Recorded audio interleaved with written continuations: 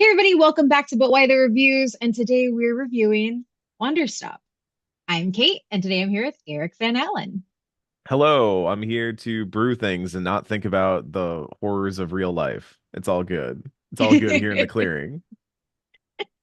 And that is exactly what Wanderstop wants you to do. It's developed by Ivy Road, it's published by Annapurna Interactive, and I would say, and we'll start off with what we thought the game was going to be, and then what happened once it hit us. This game is cozy, for lack of a better words, but I also think it's probably one of the first times I was playing a cozy game and it actually felt like it was taking me out of real, it was taking me, how do I say it? It was looking at my real life instead of taking me out of my real life. Mm. Wander Stop, if you listening, watching this, uh, can guess it's the opposite of wanderlust. Wanderlust, keep moving, wander, stop, stop, and drink the tea. Eric, what did you expect this cozy little game to be, and what did it end up being for you? I went in thinking that I was going to have my mind messed with a little bit because I was coming from the angle of one of the main developers on this, Davey Wreden, has made some interesting stuff in the past, to say the least. Mhm. Worked on the Stanley Parable and then one of my personal favorites, The Beginner's Guide. So I was kind of expecting a sort of twist, sort of sudden change in what things were really going to be about and all that. I had more than a few pet theories throughout the game of how things could suddenly change and how they could twist. And I think the interesting thing is not to say that there aren't plot developments or things that happen in the game that really do kind of like take turns and stuff like that. But there was never the floor drops out from under you moment. And I think in wanting that, Wanderstop ends up almost playing onto my expectations of it. And it ended up being a very relaxing, but also like I don't want to say this, not pushing me to think Yeah. about like all these things, but definitely like encouraging me to say, hey, why do you play games this way? Why do you feel this way when you get into a space? Why are you so obsessed with progression and finality and feelings of self-improvement above self-fulfillment? And I think there's some really good textual stuff they do here with video games and the typical objectives of video games to encourage the player to think about these things in a broader sense. Yeah, I had not thought about it from that angle, but I'm going to add to that. We're going to do my brief synopsis of this is that you are playing as a fighter, a warrior. You are playing as somebody who has done everything to become the best at what she does. And then one day she loses. And like many heroes' journeys, when somebody loses, they go to find a master to teach them again. And the introduction of this story, I think for me, was where it initially I played it for the first time in a demo at the Game Awards. And I remember turning to the developer that was there at the time and I was like, I feel attacked. And he was like, yeah, that's what I wanted to do. And to be very clearly to your point about it understanding what we do when we game, it gamifies the idea of not quitting. And you're given the choice to drop your sword or to keep running. I just kept running each and every single time. And what I found ultimately was that the smart development in this game was they anticipated the person who was going to keep running, or in the case of when you get into the grove, I don't know if you did it, but I ran through the tunnel to Mhm. leave. I think like four times. Oh, geez, you did it that many I times. did. No, because I was curious. I was like, is this something that they're going to play into? And I Hmm. think what it does mechanically is it lets you do it and then it pops you back because it has to for the game. But the way it backs it up is Boro's interactions with you every time you do it. At Hmm. first, he is comforting and like, hey, you're back again. Like, maybe just try some making some tea. And then the next time, it's not that. And then the last time I was just sitting on the bench by myself. And I think that there's a an angle of understanding that somebody is going to try to find their way out of the path that you've set for them.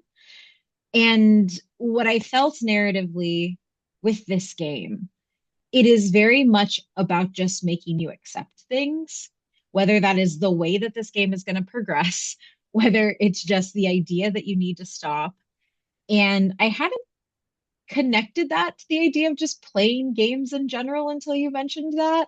So I wanted to bring that up because I definitely went through the little tunnel way too many times. But I love the tunnel as a mechanic because it reminds me of Chrono Trigger. There's the bucket at the end of time in which you can always go and fight the final battle of the game if you want to by just looking into the bucket. It's a really Mhm. weird mechanic that's really odd and strange, like a lot of Chrono Trigger, but it's a really cool thing. I wrote a piece a while back that was about how having that always present meant that I was always considering whether I felt ready to finish the game yet or not. So that's Paradise Killer does something similar too, where you can start the final trial of that game whenever you want, whenever you feel like Mhm. you've gathered enough information. And I think the interesting twist here on Wanderstop is that you can try to run away at any point you want, but it's only going to lead you back to what got you here in the first place. Yeah. Like running away doesn't solve the problem. So if the problem's not solved, you're just going to end up back in the clearing because you're in the clearing clearly for a reason. And I I really love how like we were talking about before, it uses those video game mechanics to put the player through a lot of like feelings of burnout, a lot of feelings of overwork, overstress, exhaustion. I really like the portrayal of not just exhaustion, but like the kind of exhaustion that has seeped into your bones that is like feels like you can't extricate it with just a good, restful weekend or whatever. I had so many Yeah. coming from somebody who used to like work in a space where I was burned out constantly.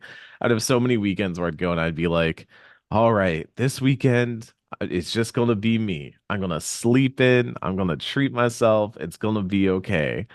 And I'd get going on Monday and I'd feel like I had not had a single day's break. It was like I was Yeah. severed and I just popped back in like 8 a.m. Let's go again. And I really think this game nails the idea of what not just long-term stress and burnout does to a person, but also the ways in which they have to not just like literally relax, like stop moving, stop stressing their muscles, stop stressing their bodies, but also like deprogram themselves of the things that got them there in the first place. I think that's a beautiful way to put it. I mean, I wrote my preview piece. It's been hard writing my review because I'm like, I said, like, I don't believe that Wonderstop, even with some of the mechanical pieces that we'll talk about here in a little bit, I think that very emotion, that narrative connective tissue that it builds between you and what you're doing is its most powerful element as a game because and you probably feel this because you love video games, you also play video games for a living. It is Hmm. very hard when you have turned your passions into something that is, I don't want to say commodified, but like just something that has become work to find that respite as you're just looking through life. Because I am definitely in the whole like, oh, am I severed right now situation that you just mentioned. Um, this despite like despite being laid off, I am now I was laid off. I am now trying to find a job. I am now doing more work, more contract work to try and buffer if I can't find a job. And I feel like where I felt myself coming out of a spiral of burnout, I feel like I've just been like tossed into it even more so. But I also don't feel comfortable enough with everything around me to stop. And I think that that was one of the other things that this game I think did very well is it has to be your choice. it has to be your choice to accept that you're just going to drink tea and you're just going to make tea and you're going to decorate this area. It has to be your choice because I think there have been so many times in my life where I've just been like, kind of like you said, I'm going to do this for myself and I'm going to sit here. And then all of a sudden you just don't because we can have the intention, but if we don't have the ability or will to follow through on the attention, we just wind up back into the same loop. And I think that I could tell that this was made by developers who felt that. Hmm. And it is this very almost out of body experience of feeling very seen. And I will say, like, I think I'm curious to know how you felt they kind of tackled that whole handoff piece and giving you still bits and pieces of the characters memory and identity through all of these elements but still having her rectify that resiliency with being calm for once. I thought it was done well, but I want to know what you kind of thought about it from like a narrative sense. I think one of the more interesting things that it doesn't in a narrative sense is that, like you said, it doesn't push you. It doesn't, there's a constant feeling. By the way, Boro is the sweetest. He's sweet, sweet I boy. love Boro. He's Um, perfect. but the game, I think it's really funny if you try to talk to Boro and say, "What should I do next?" He was like, "Oh, what do you want to No. do next?" Like, that's not, do you not get what we're doing here? Like, Yeah. this is what we're doing here is what you want to do. I've put out a number of things that you could do. None of them are crucial or like necessary. I think there's only one section in the game where it really kind of limits in your ability to do things. And I think that's mainly for a narrative function at a very specific like I'd almost borderline say scripted like section of the game. It kind of narrows it in and says like we're gonna do a thing here real quick and then like scopes back out. But largely you are working with the same tools throughout most of the game, starting from hour one to hour, I'd say about anywhere from 13 to 15, I think is a safe estimate Yeah. of how long it would take to beat this. Um, but it's really cool how the narrative, number one, does not demand anything of you. It does put objectives in front of you that you can complete to advance the story, but it's never really going to put timers on those. I never felt like I was rushed. And also, there's an encouragement to play with the systems that I really like. There's a field guide that you get where you can brew different kinds of tea, as we talked about. I love the mechanics of brewing tea, going through all the different steps. And initially, I was like, this is a very overwrought process. You're kind of having to do a lot of repetitive tasks over and over again. And I say that as I'm like sitting there and doing my pour over coffee ritual I do every morning. Like, I can't believe somebody does these repetitive tasks over and over again. This is crazy.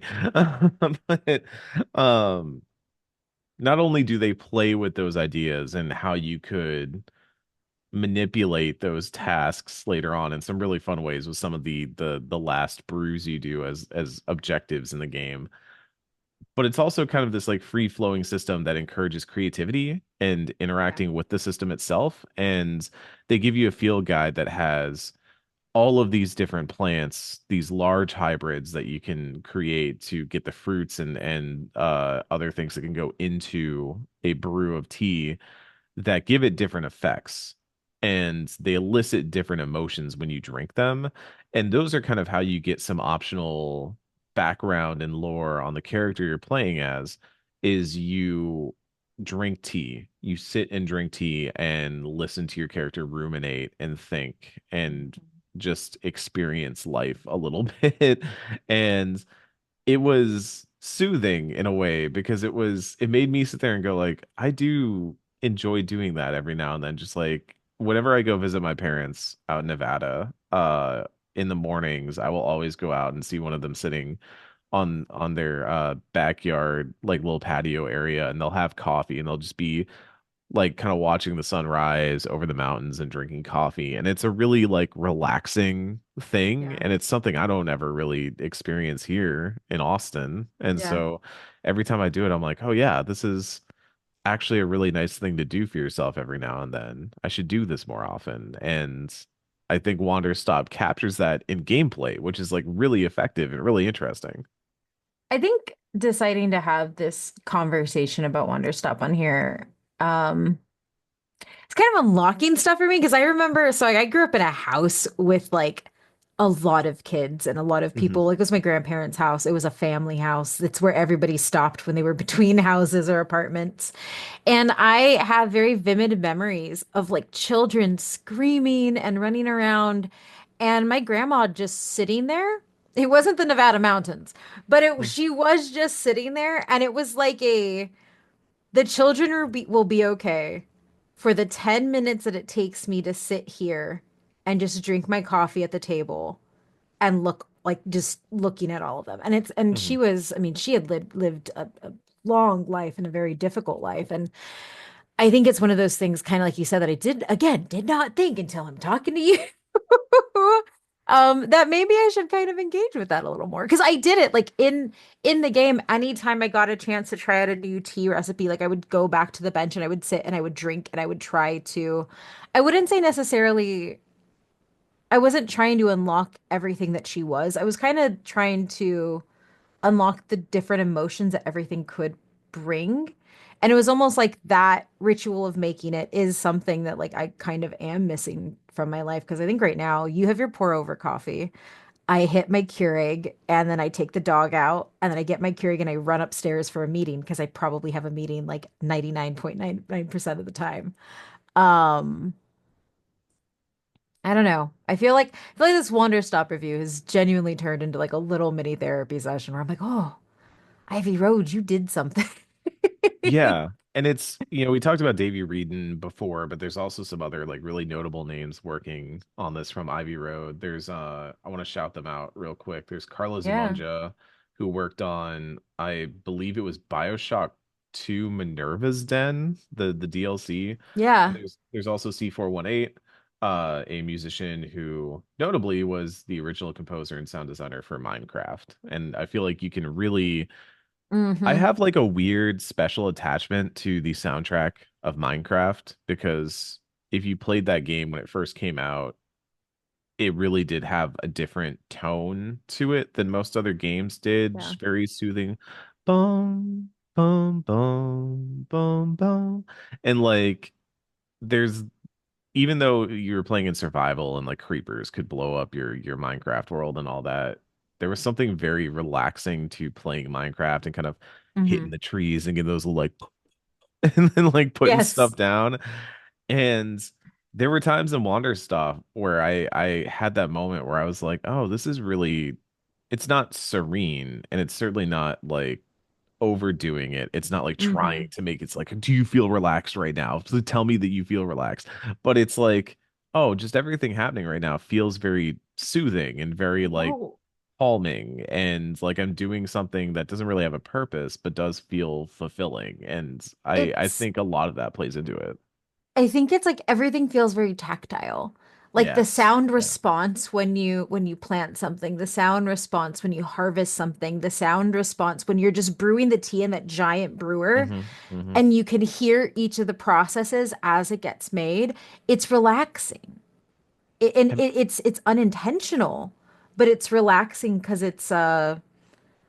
it feels like you're doing it. And I think the older I've gotten, the more appreciative I've gotten of a tactile sense in a game that makes me feel it feels responsive to what I'm inputting, if that makes sense.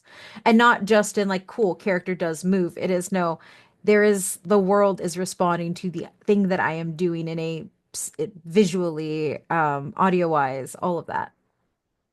yeah, it's I think of the sound it makes when you finally pull the string at the end to pull the Yes. tea down. And then oh, the first time you get a perfect pour and Boro's like, "Oh, I saw you did a perfect pour. You didn't spill anything. That's amazing." And I was like, "I did do that." And like the Yes. game doesn't pop up and give you a trophy or anything like that. There are Yeah. times in the game where you can do special like tasks for Boro and you get a trophy, but the trophy is a literal trophy that you like usually it's a photo or some kind of like item that you can just put around the tea shop that just Hmm. adds to. everything. By the way, having a camera that you can take pictures with and then put those pictures into frames was a brilliant design decision. Really, really Yeah. good. I had little photos everywhere of all the different people that come and visit as part of the story that you kind of fulfill requests for and talk to, that kind of act as sounding boards for different parts of what Alta is going through, the main character Alta is going through as like she is figuring out herself. All these characters kind of act as different people that she Mhm. can bounce things off of and learn from. There's a particularly, by the way, a heartbreaking one in, I think it's the like I don't want to get too much into what the overall narrative structure is, but about like 2/5 of the way into the game, there's a character named Ren, I believe his name is, that's also a fighter, Yeah. and that is one of the like that story gut punched me multiple times over. It was so well done. I think that was the moment I knew that Wanderstop was. We've talked a lot about how serene and relaxing and chill it is, but it's got some narrative chops too. Yeah. It It really really does. does. I think there's some really really strong narrative moments that it pulls off. That really worked for me. Between some of the later characters, like Divine and Monster and some of the other like fun characters that get added that end up having these really interesting, fascinating stories. Yeah. I think it's also like I think I loved all of their individual stories, but I think one of the things that I took away from it was less about how they are executed well, but more about how when we play games like this, and when I say games like this, I mean games with tasks and planting and harvesting, because I go to those games to kind of get away from everything. It was really interesting to get customers that reminded you to have empathy Hmm. and reminded you to have connection because I think there is, and I know that I have this misconception of calming down and self-care and recovering from something as isolating, as getting rid of all the stimulation and getting rid of everybody and just locking yourself down. And to me, what all of those people did, what all those characters did by stopping by, it was a reminder that like it's not other people that are causing this. You can have connections and you can feel for others and you can see yourself reflected in others. You don't have to cut that off to kind of repair who you are or repair those pieces of you. And I think that right now in a situation in the world where I think we're all increasingly geared towards isolating, I think that is something that is a really important message overall about letting people impact you, but also understanding that you can have that same thing on them in a positive way. And I think that that was, I didn't expect that piece to come from it. Specifically when I look at games like in this type of, I don't want to push it just into that little cozy genre because I think it's far more and above that. Yeah, yeah. Um, but and I think that that's where I say like it kind of threw me for a loop a little bit in what I was getting because I do go to games like an Animal Crossing or Hello Kitty Adventure Island. Like I go to those games to just be alone and have silly little villagers that I don't care about at all, but I'm just collecting things and everything like that. And this game, Wanderstop, kind of just reminds you that it's not just about those tasks. Which is fascinating, I think. I'm gonna pose something crazy here. Okay. Uh, I think a lot of games, it's interesting you bring up Animal Crossing, but another one I want to point to is Stardew Valley Yeah. or other farming sims. Those do have characters that you interact with, but frequently, and this is not a knock against them, to be clear. I think this is just how Wanderstop feels different and feels like a different take. So this is not a knock. This is not me trying to say Stardew sucks, but it's you're interacting with a character in a way where you're trying to earn their, respect, their admiration, their love in some Yeah. cases.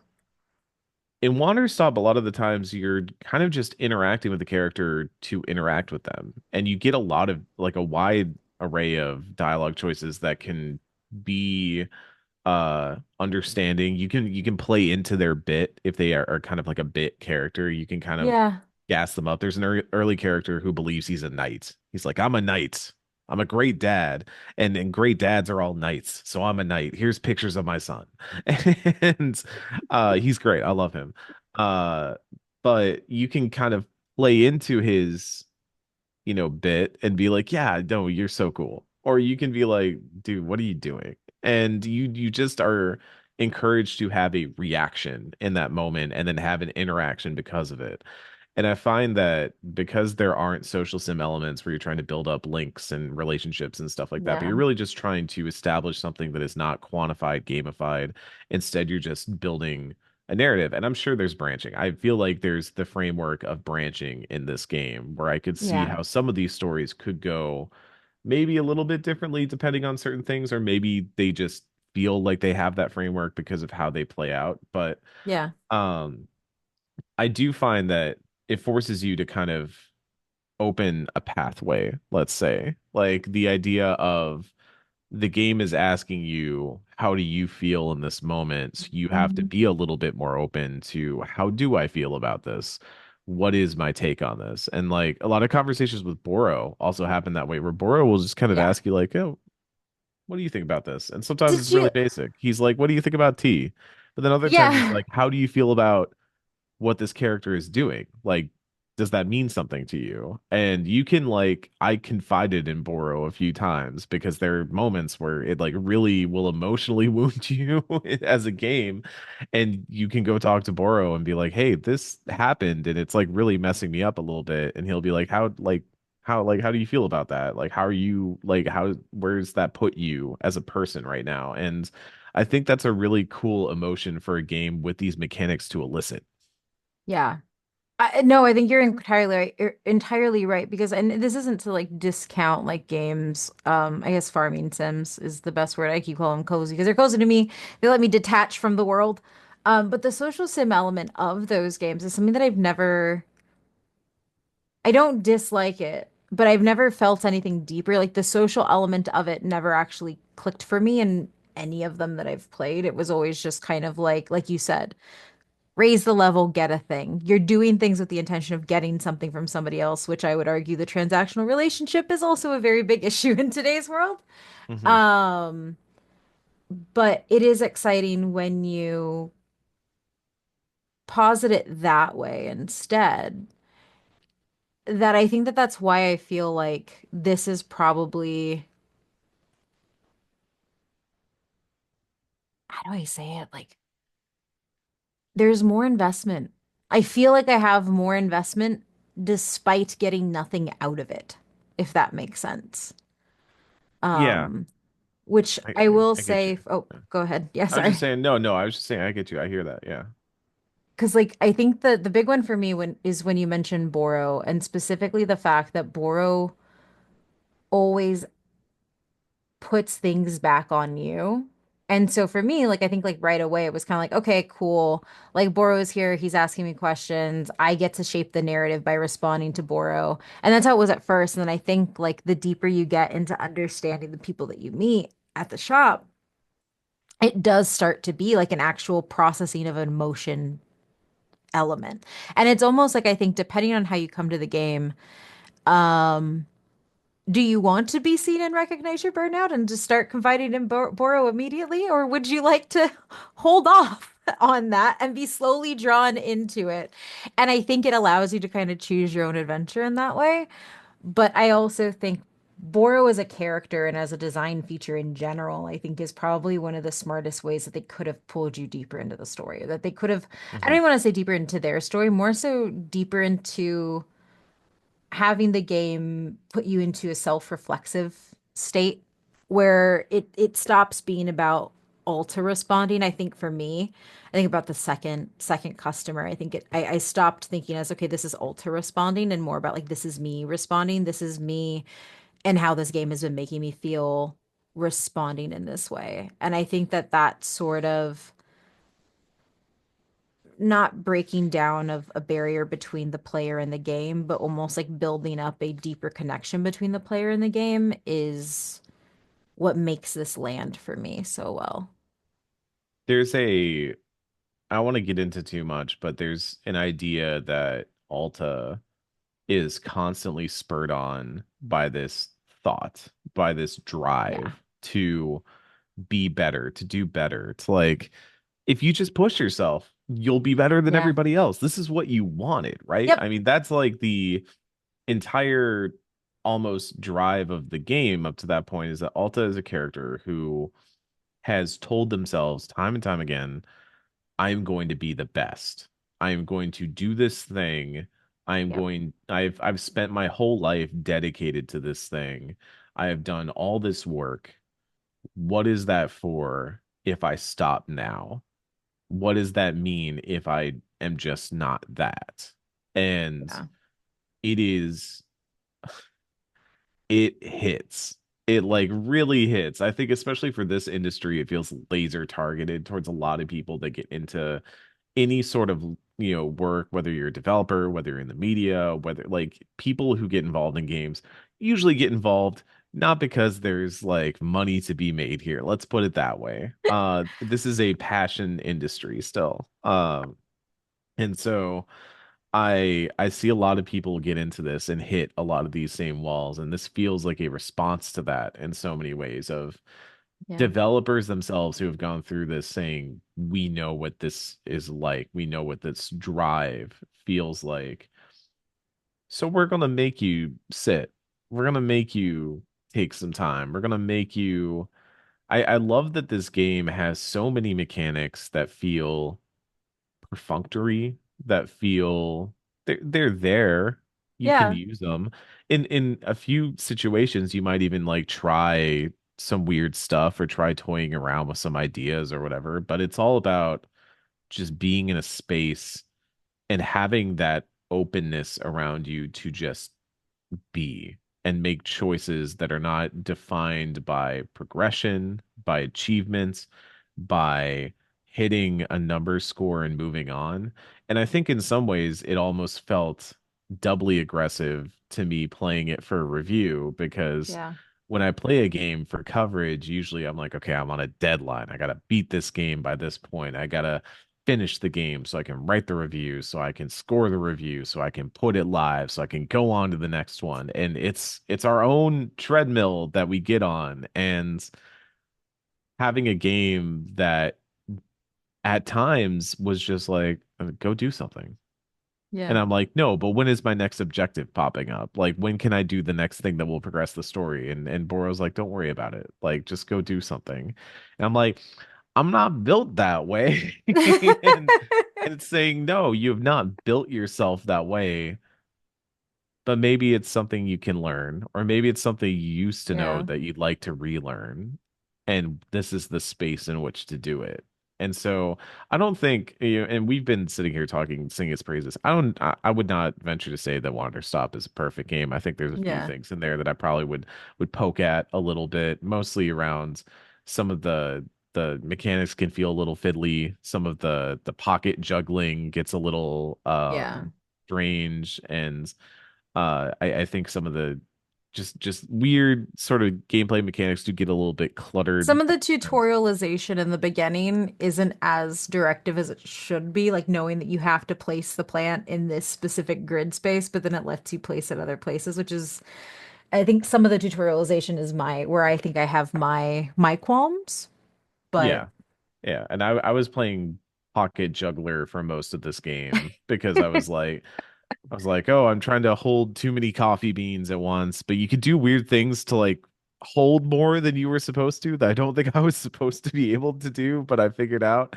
And I also thought that I understand what they're going for, but specifically getting tea leaves was a point of frustration for me in this game, because I would just be running in circles around the outside of the clearing looking for the specific bushes to pop up so I could whack them with my basket and take them back in and put them on. And I understand the concept. I just think the specific execution in that part was, but like I say all this to say like nothing is perfect, nothing is without fault.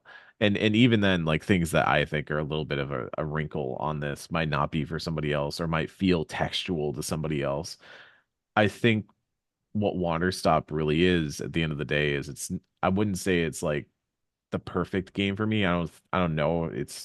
I think right now it's probably not my goatee, but I do think it's a game I needed to play. I think Yeah. it's an experience I really needed to experience, and I don't think I would really want to change too much, if anything, about it because I think it functions so well as what it is that Yeah. it achieves the task it sets out to do, and that feels really exciting and rewarding. That was like, yeah, this game like it's not, sitting down and playing a grand RPG with the whole story that's going to give me this big thing, but like it gave me the tools and experience I needed to sort through some shit that I had myself and understand what that was and work with it in the future. And I think that's something really special that a game can't always do. It's amazing they managed to achieve it here. I think that's where I've had my hardest thing writing my review. My review is like half written. It's not done because I don't know how to tackle scoring. Because I think No you're one right. does. There are some like there are some issues with it mechanically or technically.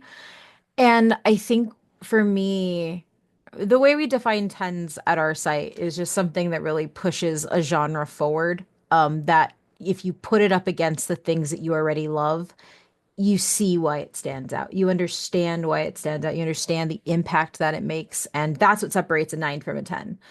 And I think what sucks is like I'm I'm trying to hold myself to not giving a lot of stuff tens, especially this early in the year. Mm, But I feel like the way that we've attributed it to perfection as in everything is perfect versus like what you said, I don't think even elements that I think could be refined, I don't think I would change because the experience I had with this game, like I think I said it in my preview, it was like it is both the worst, it was the worst game for me to play and the best thing for me to play because I've been playing this game since the day I got laid off. Like that was when I started playing the game. And it was one of those moments where like it like broke me open and like it Bora was helping me put all those little Humpty Dumpty pieces back together. And it's not to say it's a long game, it's to say that it's a game that I would play in parts. I'd put it down and I'd come back and I'd put it down and I'd come back. And when we score games, and I think that this one is a game that like kind of like Kanzera's out last year where I felt weird mm, scoring mhm. because it is so every single choice that went into the development of this created an experience that I'm going to take with me long after. And it's going to be a game that I have already recommended to people for when it comes out. And I've sent them my preview and been like, hey, you're going through it right now. Here's permission to just drink, make some tea, put it to your wish list, please, when it comes out. And I think the stage it with this industry, not just this industry, but every industry is right now with layoffs, with having to people having their lives shattered and then having to recreate it in some semblance of being able to move on to the next step and sometimes not in the next step that they thought they would take. I think that this is kind of vital. Um, I I don't know. It's hard. It's hard for every reason you said and everything I'm sure we haven't put out on the table. It's hard because I think that this is a game where I don't know if I feel better having played it, but I feel like I'm more aware of the things I need to take stock of in my life. And I may not Well, have done Alta's journey yet, mhm. but I know that I need to, if I that mean, makes sense. the way it concludes really puts a fine point on it, and I don't want to like give that away, so I won't say that much. What I will say is that there's something to be said for a game that doesn't necessarily give us an answer. Because I think one thing that Wanderstop very early on establishes is that there's not really an answer. There's Yeah. just understanding what is happening and giving us the space, the people, the tools to start to try and work at it. And I think going back to what I said way at the beginning, the idea of burnout is not something that can just be erased by a good weekend's worth of sleep, right? It's not something that you just like, even if you go on a vacation. I would go on vacations and I'd be like, oh my God, like 4 days into the vacation, I'd be like, I finally can feel like my muscles relaxing. And then the second I was okay, I've got like 2, 3 days of solid vacation in me, and then it's, oh no, I have to go back now. I have to travel back. I have to get ready. I've got the Sunday scaries, and we're back Monday. And it's like, okay, back in it now, back Yeah. in it. And I think what Wanderstop does is it really emphasizes that there is not just a panacea that you take and feel better. It's the idea that burnout is not built in a day, so neither is the Yeah. solution. And what you have to do is you have to maybe not necessarily work in the traditional sense, but you do have to be committed to trying to give yourself space, grace, leniency, and care. And also the willingness to say like it's okay if you don't always get it right every time. Fun fact, I have picked up a new habit, which is I leave books around my apartment because my thinking to myself is that eventually I will start reading again. I Mhm. want to read more. I used to read a lot when I was younger. Like I was an avid voracious reader when I was younger, which is probably why I ended up being a writer when I was older. But you hit a certain point post college where you're like, I've got to work. I've got a job. I've got to do stuff. I've got to play games in my off time because that's my day job now. So I don't read books as often and I don't like that. And so I keep getting books that sound interesting and then not reading them. So my new idea is that if I leave them around in convenient places where I tend to sit, my work desk, my couch, near my bed, there'll be little traps. And maybe I'll be like, oh, I could read this right now. And like, am I actually achieving anything by doing that? No, I'm not. I have so many like 30 pages deep bookmarks that are just taunting me. But as Boro would tell me, it's it's okay to not succeed. And honestly, looking at it as a checklist, as a thing of progression, as a thing of like, well, if I do this, then I'll knock a thing off my thing and I can continue to progress and be a better person because of it. That's not necessarily the point. And if you're looking Yeah. at it that way, it's maybe not healthy. And so Yeah. I love that this game has given me the perspective and understanding to be able to deal with that. It's like it's therapy. You want some therapy? You got Yeah, it that's in what Water yes. Stop. No, Honestly, entirely.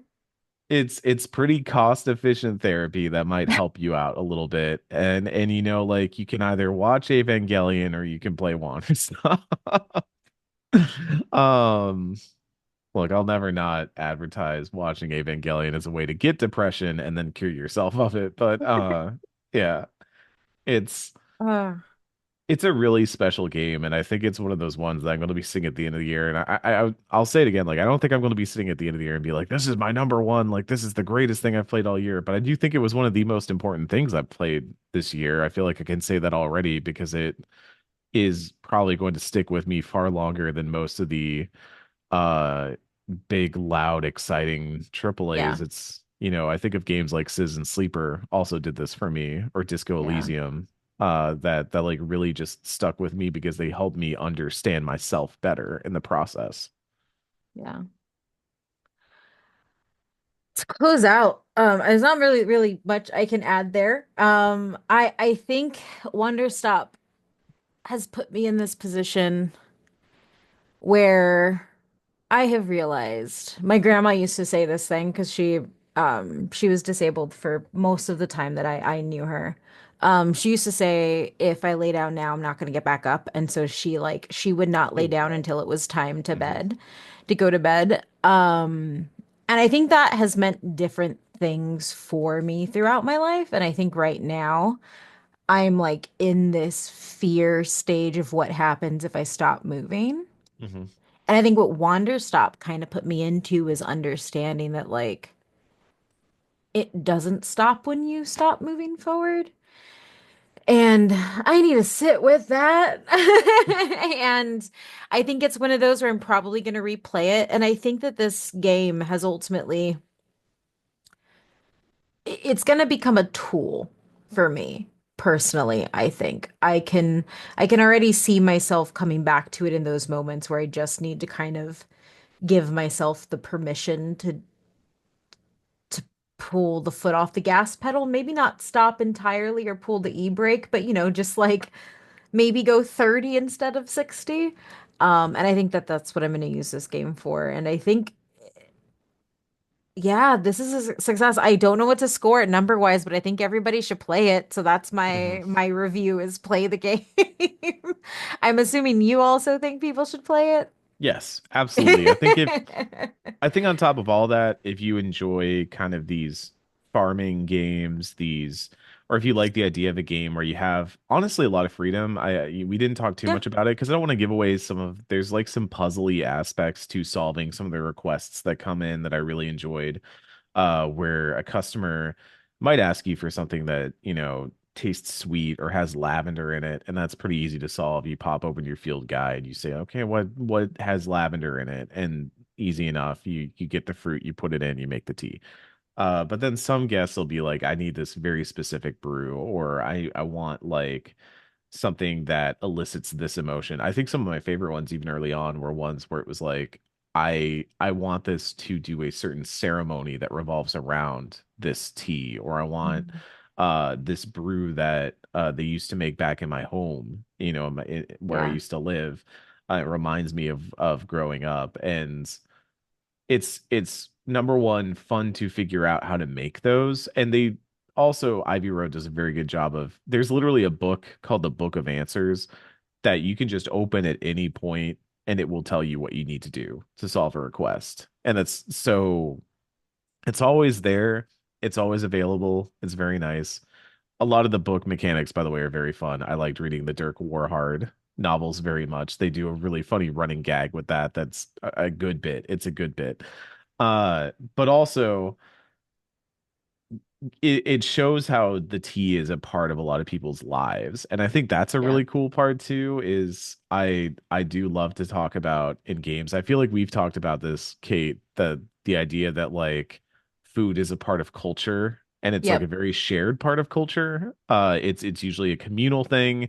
It's a place of gathering, it's a place of expressing culture, but in a way that everybody around you can understand. Often it's how we share our culture with other people, is by Hmm. sharing dishes and by sharing food and traditions around those foods. And I think Wanderstop captures a little bit of that in tea, specifically as this thing that is a pretty universal like thing that people consume, but we consume it differently. We consume different Yeah. kinds of it. We consume them in different situations, and it captures a Yeah. lot of those moments in really interesting ways. It's, I think it's called a somatic response. Like Mm-hmm. the memories that you form when you eat something or you smell something and the way that it triggers your brain. Hmm. Yeah, that captures this. No, man, I want to go. It's Yeah, really effective. There's it like is. stuff, there's little touches that I wish I could talk about, but again, I don't want to like give them away because I think they're just very small, good little touches that the game builds on over time, and it plays with the idea of permanence and memory and what Hmm. people leave behind when they've left, and how you see that as the game goes on. And there's so many little moments and little really smart things that the game does over, again, a very short runtime to kind of keep those things repeating and keep them in your head. And I just really do think this is a really wonderful game that if any of this sounds appealing, you should play. It's not a long game, but it's very worthwhile to get into and dig into, and I think you'll get something rewarding out of it. Yeah. Well, Eric, thank you for joining me. Absolutely. Thank you for being on a review where I definitely almost cried for a second. Why don't you tell everybody where they can find you? I am Eric Van Allen, a freelance writer as of this moment. I don't know why I said as of this moment. It's been a few months at this point, but um Yeah, you may know me from Axe of the Blood God, an independent RPG podcast I co-host with Kat Bailey and Nadia Oxford. We do recordings every Saturday at 9:30 a.m. Pacific time on Twitch, and we do all kinds of specials. We just did our PS2 RPG draft, which is very fun. I personally feel like I had the best draft, but who can say? If you put Tony Hawk's Pro Skater 3 and Final Fantasy 10 on the same console, come on, you're not going to want to buy that box in the store. Come on. But we do all kinds of different stuff. We're playing Cyberpunk right now for our game club. We've got a side quest special coming up that you might be interested in, Kate. Our next Really? Pantheon vote, or side quest vote, as we're calling them, is going to be an anime watch. And I think our poll, I'm not gonna like officially confirm this because I don't know if this is locked in yet, but I think the vote is going to be between Dungeon Meshi, Free Ren, Full Metal Alchemist Brotherhood, or Record of Lodoss War, which is a very Stacked. very interesting mix of stuff, which I think fits our like very RPG Yeah. tastes. But it's a very interesting lineup of shows and media to consume. So that'll be our next side quest vote that we do. But we do a ton of stuff over there. Please go check that out. We're also doing a newsletter, which you should subscribe to our newsletter second after you subscribe to the But Why Though newsletter. You should do that first, do that one, and then do ours. I'm also on Normandy FM. You can find me over there with Kenneth Shepard. We're in the middle of our Near season. We're in the middle of Near Automata. It's been a really good time. And then I'm kind of everywhere. I've been doing a lot of news for IGN. I'm doing some more freelancing for other places. You can catch me on But Why Though, writing about Musos for some reason because I'm just a beat Muso writer now.